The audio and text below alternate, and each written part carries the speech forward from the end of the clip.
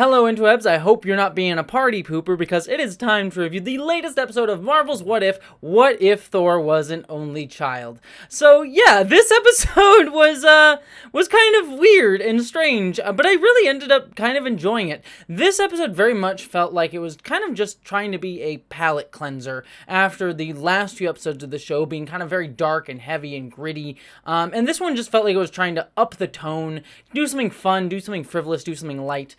And ultimately, one that is not one that I'll be like, yeah, this one was great and awesome. It didn't knock my socks off with this comedy. It didn't do anything particularly like crazy or out there or being like, yeah, this is the must-see episode of the show.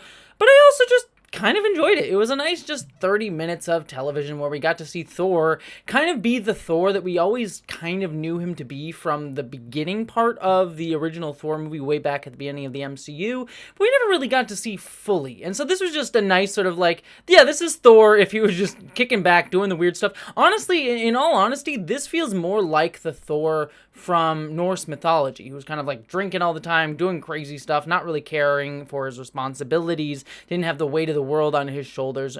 A little less of an asshole than the Thor from Norse mythology, and a little less murderous than the Thor from Norse mythology, but a little bit more in line with that than the actual MCU Thor that we see in the proper movies were. So it was actually kind of nice to sort of see that like slight tweak on the characterization of Thor.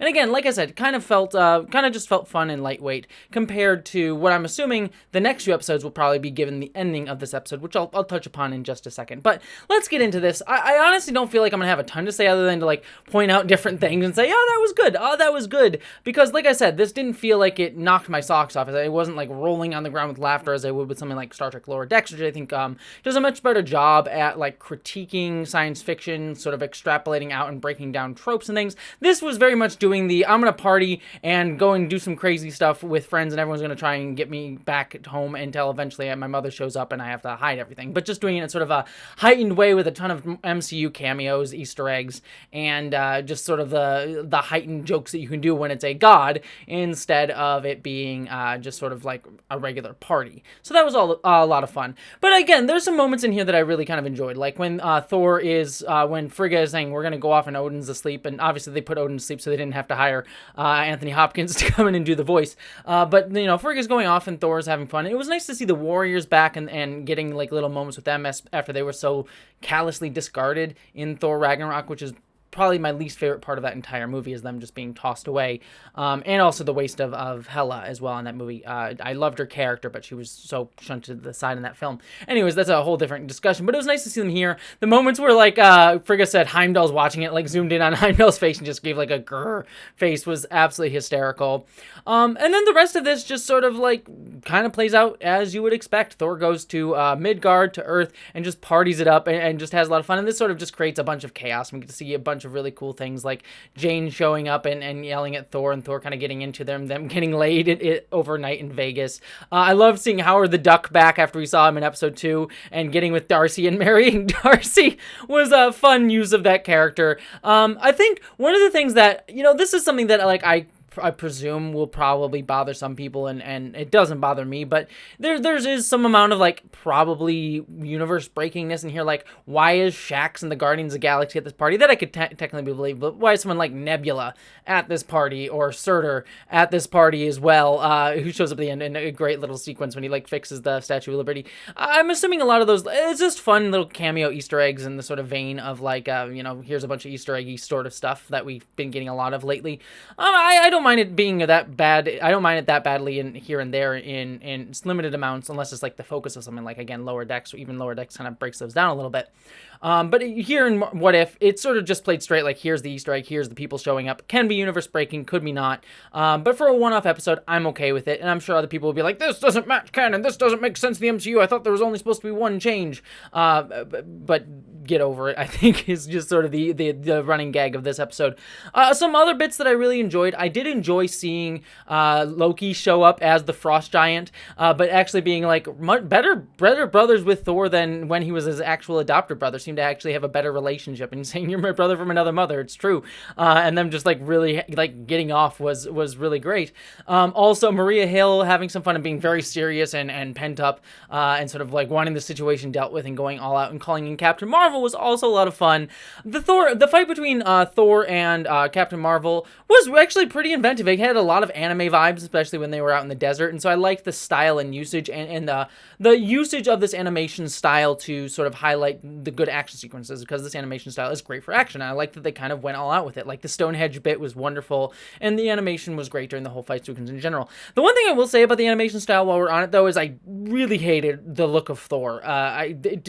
Maybe there's some, I think it was actually Chris Hemsworth's voice that they were using, or a very good sound alike, but maybe they just couldn't pay for the rights to use Chris Hemsworth's face, because it, to me, did not look like Chris Hemsworth at all. I thought the look-alike was, frankly, kind of terrible.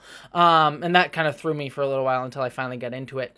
So that was a lot of fun overall to see that fight. I mean, there's a bunch of little one-off gags here and there, like Nebula said, like, oh, I think I can hear my father calling, and then when Jane eventually figures out that they need to call Frigga to bring her in, was a great little bit, and Thor just freaking out, like, my mother's coming, very teenager sort of vibe on it. Though it is a little bit weird that they, like, highlight that Thor's, like, a overgrown teenager, and Jane is, like, calling his mother on him, but then she's also getting with him and wanting to sleep with him and be his boyfriend.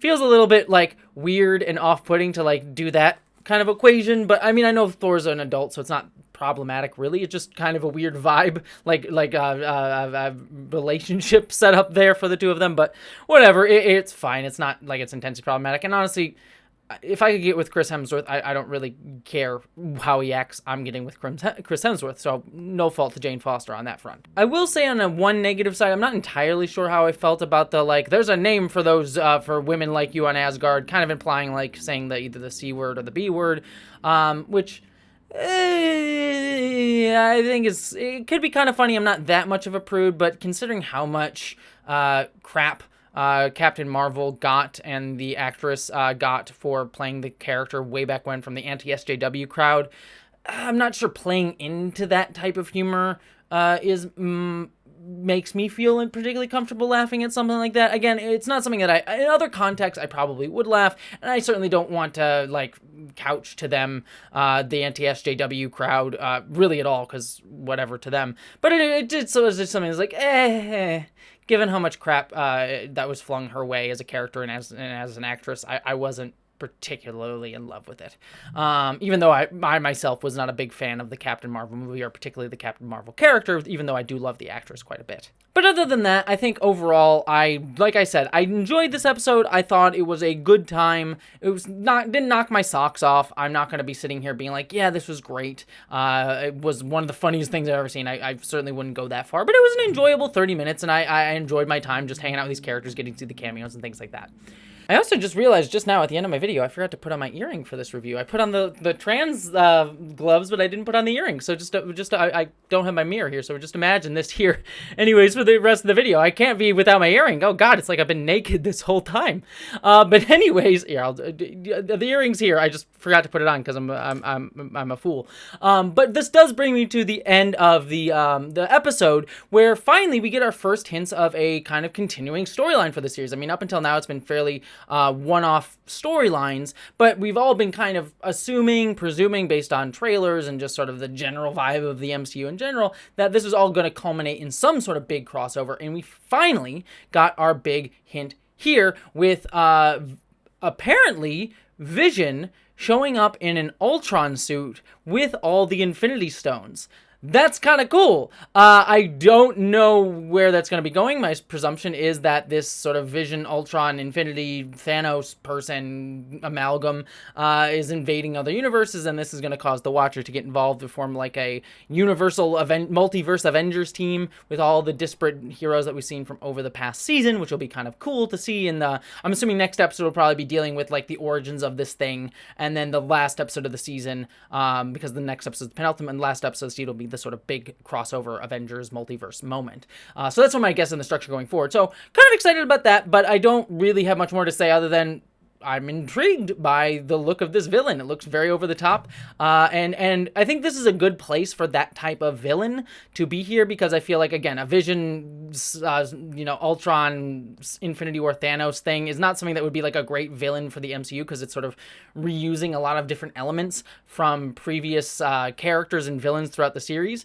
But putting it in, What If feels like this is just the so weirdly over the top sort of like, I have all the powers now, sort of thing that kind of fits this. That sort of like, it feels like a big threat, but ultimately would be less interesting in sort of the main MCU proper. So presumably seems like a good sort of burn off of that kind of concept here, the sort of like shoving all the characters together, villain characters together sort of bit. So yeah, I'm excited and intrigued about that. But again, at the end of the day, this was just a fun episode that I kind of enjoyed. So I hope you also enjoyed my my review of it. So live long and stay sexy, and apologies that I didn't wear the ring or wear the earring, and subscribe, like, all that fun stuff. Yeah, it's the earring.